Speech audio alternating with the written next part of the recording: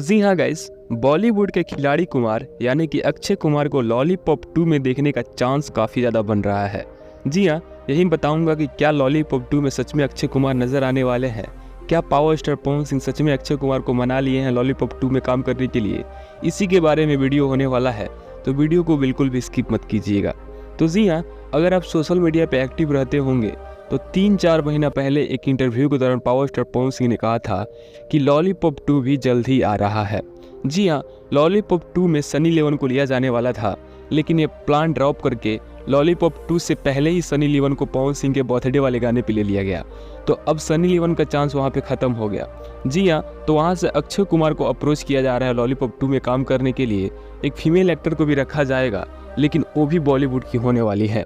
तो 2 बड़े नाम बॉलीवुड से होंगे, क्योंकि लॉलीपॉप जो गाना है ऑलरेडी इंटरनेशनल हिट है और इंटरनेशनली फिर से इस गाने को हिट कराना है, तो एक बड़ा नाम जोड़ना ज़रूरी है।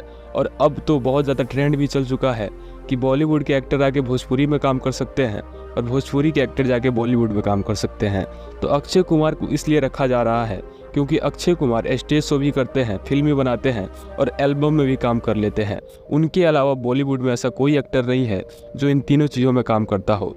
बॉलीवुड के एक्टर ज़्यादातर रेस्ट करना पसंद करते हैं फिल्म के बाद, लेकिन अक्षय कुमार काफ़ी ज़्यादा मेहनती हैं। जैसे भोजपुरी इंडस्ट्री में पावर स्टार पवन सिंह हैं, तो अक्षय कुमार को मनाया गया है इस गाने को करने के लिए। आप अक्षय कुमार और पावर स्टार पवन सिंह को एक साथ देखने के लिए कितना ही ज़्यादा एक्साइटेड हो, ये आप कमेंट सेक्शन में जाकर जरूर बताइएगा। और हमारे चैनल को सब्सक्राइब कर लीजिएगा ऐसी इन्फॉर्मेशन को पाने के लिए। मिलता है नेक्स्ट इन्फॉर्मेशन के साथ, तब तक ले जय हिंद, टाटा, बाय बाय, टेक।